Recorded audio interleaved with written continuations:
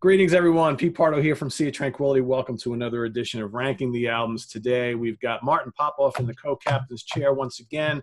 We're going to take a look at the short but very cool catalog of Vandenberg. Of course, the band started up by none other than Adrian Vandenberg, guitarist extraordinaire. And I think, Martin and I were just talking before we went live here about how much both of us enjoy this catalog, and I'll go on record right now as saying there is no bad Vandenberg album. I think these hold up very well, and as a late teens, early 20s guy in the 80s, I listen to these all the time.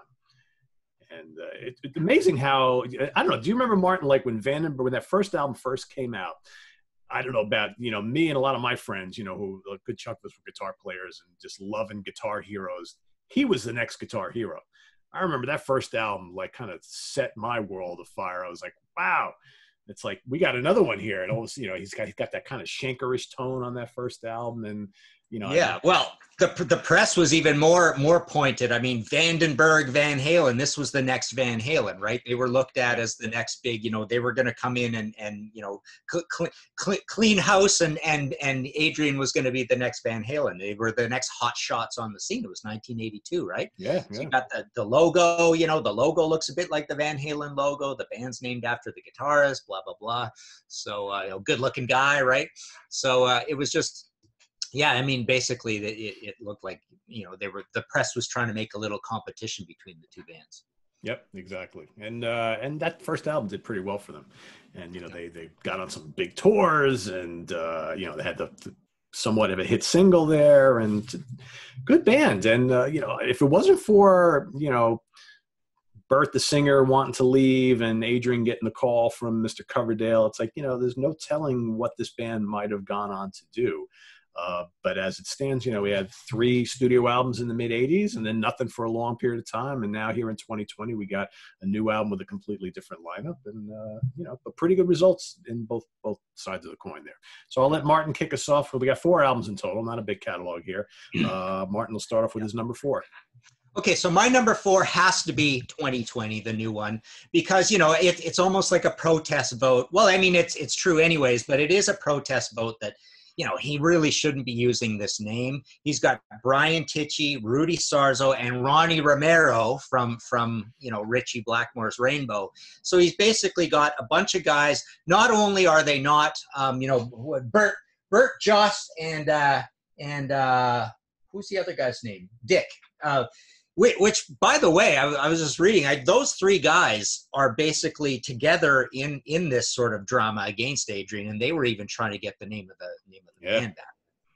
And I think it's very important that you have the lead singer. So the big thing is obviously that, Adrian Vandenberg is so talented as a songwriter and a guitarist, and Vandenberg's Moon Kings was amazing, and this album is really, really good. It's just really classic, awesome, classic, rootsy heavy metal, start to finish. But it's not only guys that aren't Vandenberg, but every single one of them is a journeyman who's been in a million projects, right?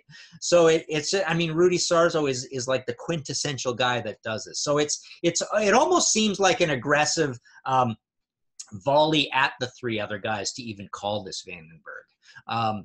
But it is a really, really good album, but it absolutely has to be in 4th place for me. Gotcha. Well, I'm going to vary a little bit there. Okay. I'm going to go with Alibi, my number 4 position. Okay. And I will say, you know what it is? I think I've had a little bit of time with the new Vandenberg album. And, well, I'm going to talk about that a little bit more when we get to my next selection. But for me, I think this is, and I still love it, this is probably the weakest of the original Vandenberg albums, in my opinion. But I dig it a lot. I mean, it's got pedal to the metal, great song. Voodoo is a killer song. You got All the Way, which kicks off the album. It's got hooks aplenty. Fighting Against the World. You listen to some of this early Vandenberg stuff. There's like that kind of the blueprint of what became power metal is on a few of these songs here, especially that one.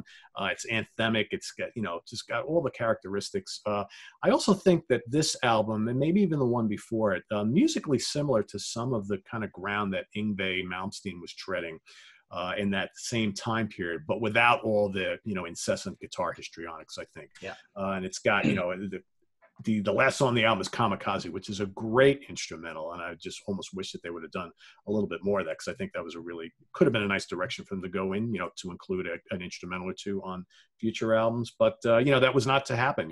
Bert Heering leaves the band. They try to get another singer in. Apparently, from what I was reading, the label wasn't too keen on the new singer, and then before you know it, David Coverdale's calling, and that's the end of Vandenberg. So, but I still think a very strong album. I love it a lot, and I always enjoyed that album cover quite a bit. And Adrian, we're going to differ a lot on this one. That's for yeah, sure. and that's cool, right? That's totally cool. Okay. All right, so your next choice. My next choice. Okay, so next one for me, I'm going to go with Heading for the Storm. There's the guys on the back there. So, very different album from the debut. I thought they really got super, super clean, and I find this record to be just a little bit too poppy for me. The production is very accomplished, but I find them really going for a little bit of a hairband direction on this. 1983, Friday Night is just the really gratuitous party song. Welcome to the Club, I wasn't that crazy about it. It's got a ballad or two on here. Waiting for the Night is a good heavy one, last track on the album. I often thought, I listen to this stuff and I often sort of like envisioned or fantasized that basically Ozzy could have gotten Adrian into his band, because so much of what they do sounds like Bark at the Moon to me. I agree. These riffs and just the constructions of the songs and the way they are accessible and trying to be participate in that party zone. That it really feels like kind of an Ozzy Osbourne joint, really. It's just a nice straddling of everything, a little bit of the Euro thing on here. This Is War is a good heavy one on here. But yeah, I don't know, the songs on here are just like a little hit and miss for me. And it was a little bit of a disappointment in the fact that it was a little kind of mellower and less raw than the debut. But again, Adrian, as we've talked about before, just like Michael Schenker, as you mentioned, he's the perfect guy that straddles that Teutonic Euro sound with the hair metal sound. He can do both, and the Yngwie Malmsteen stuff with the really articulated, classical sort of runs in his solos, the nice composed solos. Just one of my favorite guitarists, and just a great songwriter as well. So yeah, that's my third choice. Heading for the Storm. Yeah, it's interesting you bring up the whole Ozzy thing, because, it's been noted that Michael Schenker was one of Ozzy's targets to join the band after Randy passed. And considering all the comparisons to Schenker that Adrian got early in his career, I mean, that almost seemed like it would have been a no-brainer. Yeah. At the time, Vandenberg was still a fairly new band. So, and you never know, right? Could have happened, yeah. The old what if question, right? Yeah. All right, so my next up, I'm going to go with 2020 here. Okay. So interestingly enough, and I don't know the answer to this. So you brought up before, when this album was first announced, and if you go on the Wikipedia page, it says it there. It says that Tichy and Sarzo are part of this band. And I've read plenty of places on the internet where they say that. They're not even listed on the CD. So I don't know who is in this band. I don't know who plays on the album. So there's two other guys listed here. Honestly, Martin, I don't know what the deal is here. Wow. So there's a guy named Cohen Herfst and Randy Vander Elsen on bass and drums. I don't know what the deal is. So everywhere you look, they say something different. So regardless. Well, there you go. I mean, that's probably it. I was just looking at the wiki because I don't have a physical copy of it. But it's funny. I've never heard of those two names. No, I don't. But there are other places that say the other two guys as well. So I don't know. This is the kind of band where you think probably there's a good chance that Adrian played all the bass on it, right? Could be. Yeah.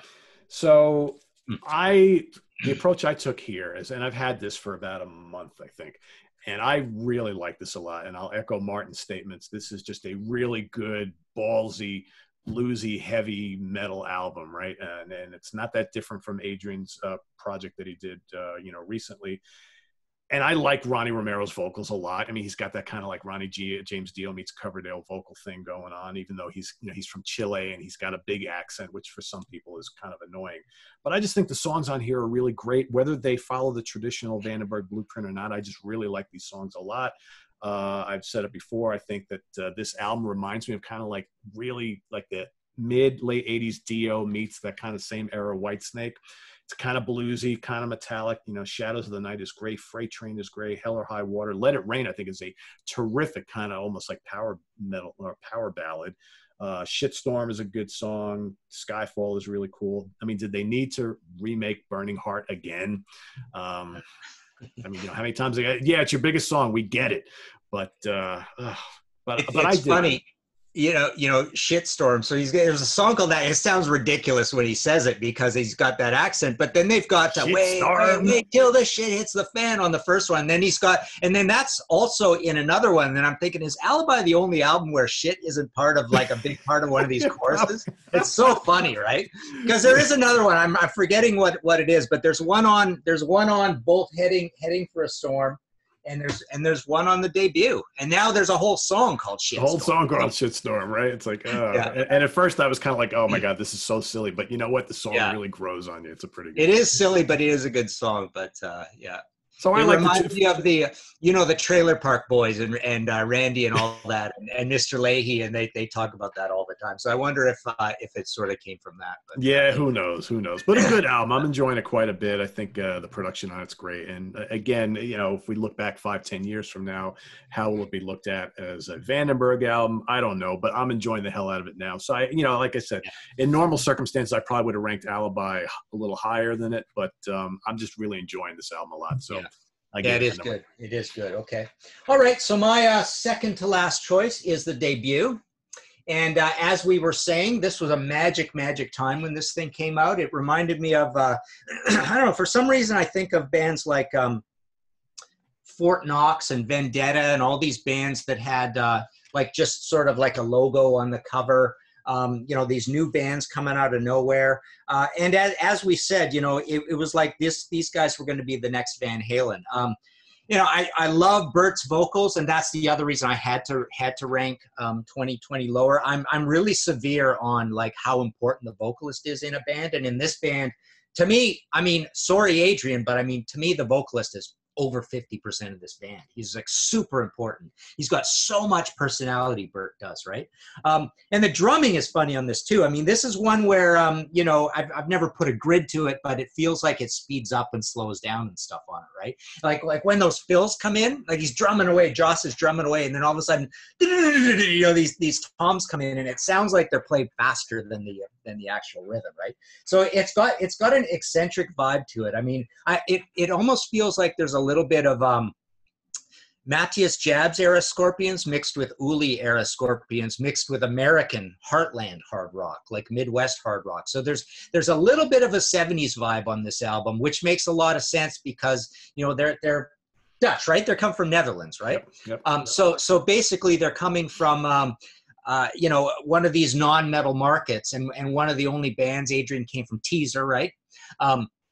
So they're coming from mainland Europe, and usually when you're coming in and it's your first album and you're a baby band, you're definitely going to have a lot of those 70s vestiges. Like I say, especially if you're not from a main metal market, so you get a little bit of that to it. And yeah, mixed with that, there's definitely a real American feel to it as well. So a lot of charm to this record and a lot of complication. And you mentioned that the hits with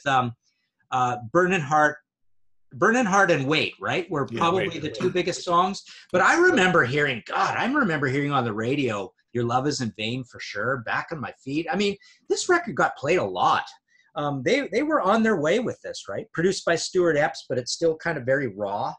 Thanks to Phil Carson. So yeah, Phil May, Jimmy Page. Look at these thanks to, right? Rudolph Schenker. So a lot of connections here. I guess Phil Carson was probably managing them or something, right? Personal management. No, it says keys, bars.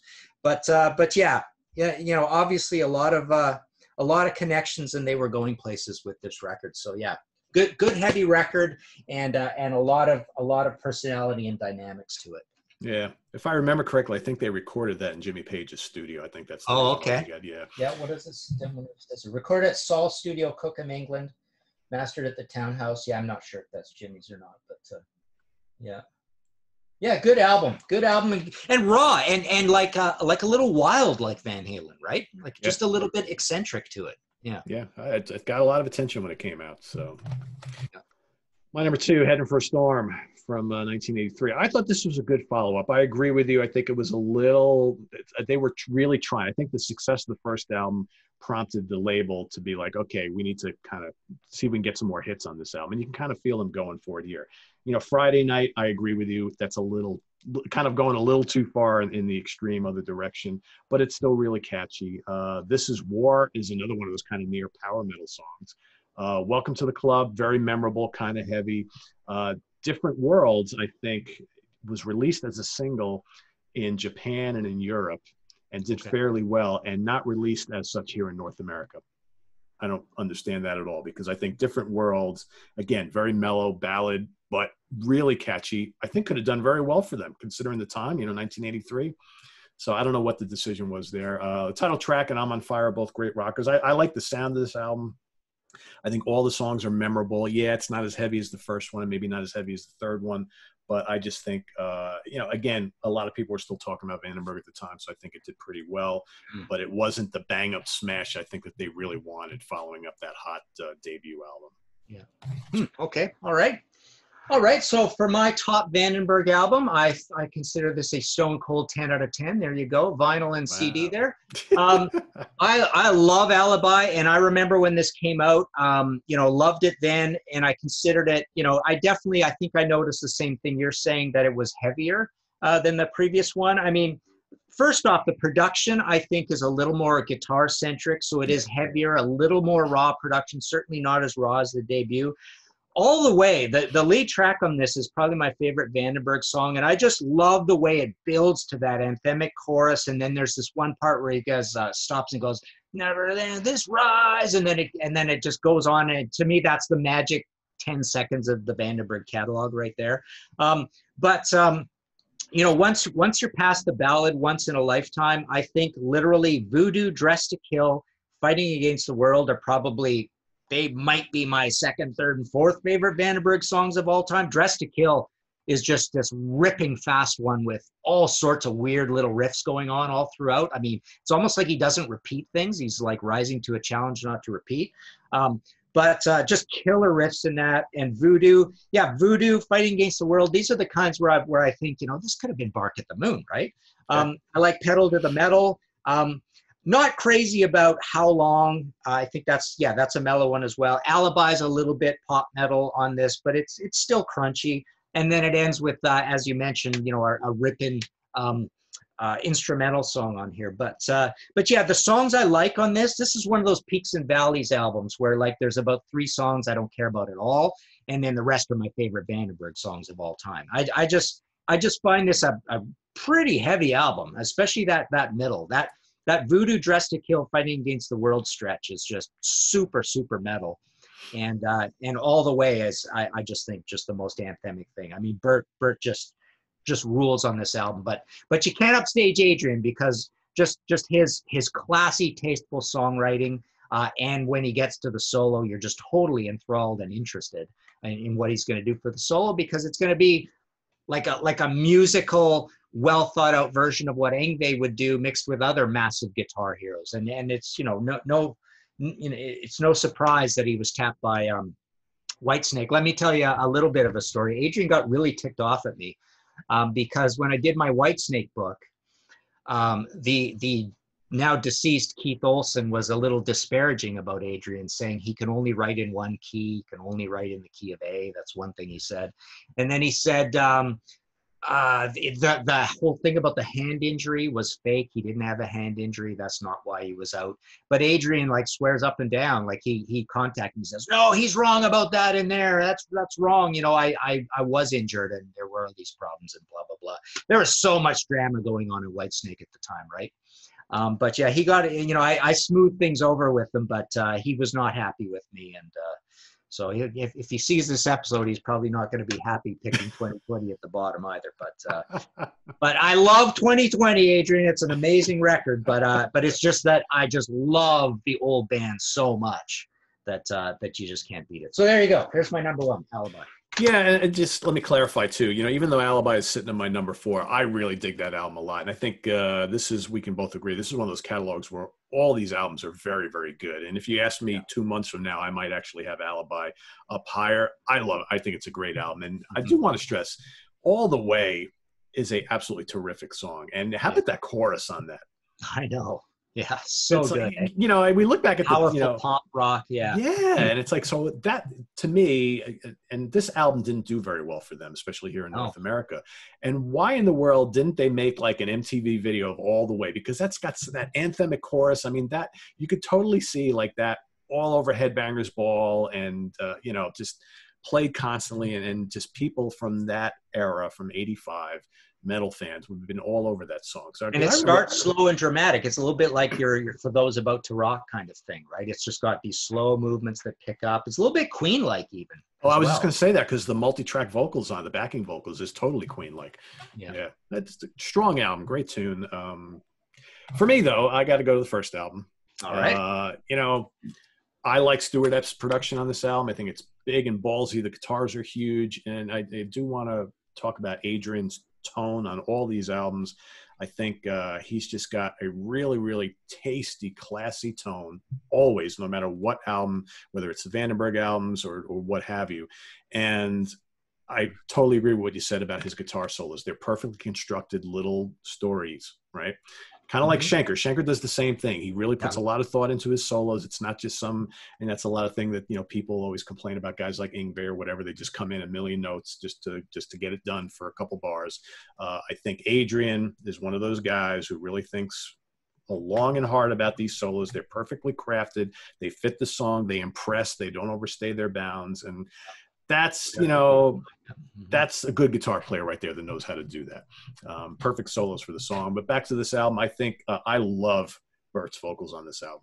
And I agree with you. As much as this album is, you know, the coming out of Adrian Vandenberg, I think this was also the coming out of Bert Hearing. Terrific vocal performance on this album. And he had the look too, right? You look at some of those old live videos and stuff. He had the look. You know, Your Love Is in Vain is a great song. The heavy and riffy Back on My Feet. Wait is another really good heavy metallic rocker. You got the hit Burning Heart. Out in the Streets, just top to bottom, really great songs. It's heavy, it's raw. And I also want to touch on, because you mentioned it before, there is a very strong, to my ears anyway, obviously to yours as well, MSG Scorpions 70s and 80s feel to this entire album. You can't escape it. I mean, and it's, I don't get that on the other two albums as much. Big time on this one, but you know, it's 82. So, you know, the influence on Adrian probably of the Scorpions of the 70s and Schenker and UFO and then the Scorpions are just breaking big, you know, right around the same time. So not surprising there, but that's neat that we both sort of thought that. And you're right. I mean, it's a good point that probably like the big heroes, like, hey, someone from Germany can make it. Someone from Netherlands can make it. Right. Yeah. The idea, you know, these are the champions. And one other thing I want to mention about Bert, which is kind of interesting. I just thought of this. It's like you hear a little bit of his accent on that record, and you hear a little bit of the English as a second language lyrics, but you're so charmed by the guy, you're rooting for him, right? You're just loving it. You're embracing the you know, the cosmopolitan nature of it rather than being ticked off by it, because you just love Bert. It's just like the coolest. He's just the coolest guy, the coolest vocals and lyrics, and you just kind of laugh a little bit, right? And but you love it, right? But then to have that later on 2020, it's like you know. Well, I think that Bert's accent was not ever, to me anyway, to the point of being a distraction. You heard it, right? And you detected it, but he had, and Ronnie Romero has the swagger too. But with Ronnie's vocals, I at times really kind of hone in on that English as a second language thing, and some of his accents. Some like there's certain words that he sings. It's just like, oh, you know, you hear it and it just like totally throws you off. Yeah. I was never really thrown off by Bert. I was more kind of like, I noticed it, but I didn't really mind it too much. It was part of the charm of this band. But I mean, how many singers? You know, we probably, if we really thought about it, like how many singers over the years in metal and hard rock who were from, you know, I mean, Loudness is a perfect example. I mean, how many times you listen to some of that early Loudness stuff and you're like, kind of like, oh, you know, these songs are great. The guitar player's killing, but man, these vocals are really kind of distracting me here. Yeah. And there's a lot of them, you know, think of like Italian bands and German bands. Like, there's plenty of German bands where right? Italian bands, yeah. So it's like, you know, I think Bert, for his part, I thought he did very, very well with the limitations of the English language at the time. And by that like third album, I mean, you don't really even hear it or notice it. Yeah. So really kudos to him. Yeah, what a catalog. Yeah, I've just been jogging around to it the last few days and thinking I always want to play this band. I mean, I've just played them throughout all the years. It's just like, oh, Vandenberg comes up on the list. Oh yeah, okay, play that again, right? It's just so effortlessly cool because it just sits in so many comfortable pockets that you love, right? It's got the Euro, it's got the hair metal, it's got a little bit of everything. It's got a Guitar Hero.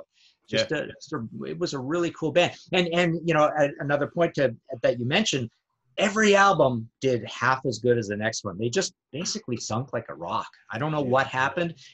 Possibly being on Atco. I mean, I know I've heard a lot of bands complain about Atco, right? But who knows? Or maybe they were already having all this infighting that flared up later. Maybe the chemistry wasn't there. Maybe people were difficult. I don't know. Yeah, I just don't know a lot about the band. There just wasn't a lot of press on them. But yeah, for some reason, the career just went the wrong direction. I also don't remember them after that first album. I don't remember them touring here much. Wow. And that could be a lot of it too, because, you know, back in the day, and we've talked about this before, it's like in order to sell your albums, you had to be out there on the road touring, especially here in North America. It's like, if you want them to buy your record, you got to be on the hottest tour. So you got to be opening for Ozzy or opening for Def Leppard or Van Halen or, you know, whoever. And you had to have some MTV play. I mean, and a hit single, right? I mean, it's this, all these things. And I just, you know, after the second album, I mean, the second album had it, you know, a couple of songs they were pushing, but like by the third album, it's almost like the record label just gave up on them already. It's like, and we're not talking about a lot of years here. What is this? 3 years? 82 to 85. I mean, it's. And I imagine they probably didn't even move to America, any of America, let alone California, let alone the Sunset Strip. They probably just stayed in the Netherlands, right? So that's always a big problem too. You think of Lemmy moving eventually to the Rainbow, basically down the street. You know, that really kicked off the career. He got the major label deal and he was writing with Ozzy and all that stuff. So it's like, you know, a lot of these bands, and then there's all the hair metal bands, you know, a lot of them, like basically the rule book was, we got to move to California, right? Yeah. So, you know, if they didn't even move to the States, which I don't think they did. I mean, I just don't remember. You're right. I mean, they just didn't have a lot of a presence here other than being on a major label. Yeah. The tale of what could have been, right? Yeah. So just imagine if Vandenberg really takes off and he doesn't join Whitesnake. You know, again, what happens to Whitesnake? And although I'm sure Coverdale would have found someone, right? He never had an issue with finding top guitar players to join his band, but for sure. I don't know. Anyway, there you have it. Ranking the albums of Vandenberg. Feel free to rank them as you like them in the comments below. 4 really good albums. And I would say if you haven't heard that new one, 2020, go check it out. Pretty damn good. It doesn't really sound a lot like the early stuff, but it's still, maybe Adrian should have called it a different band, but I think it stands up very well on its own, whether it's a Vandenberg album or not. But those first 3 albums, dynamite stuff here. So this is on the web at www.seatranquility.org. We're on Facebook, we're on Twitter. Of course, we're here on YouTube all the damn time. Martin is coming back next week for a deep cut dive show on AC/DC. Absolutely, yeah. Yeah. Favorite band of all time, possibly. There you go. A daunting task. Daunting task. So many songs, so many memorable songs, but a lot of deep cuts too. Yeah. Cool. So we'll see you then. So have a good day, everybody. For Martin Popoff, I am Pete Pardo. Have a good one.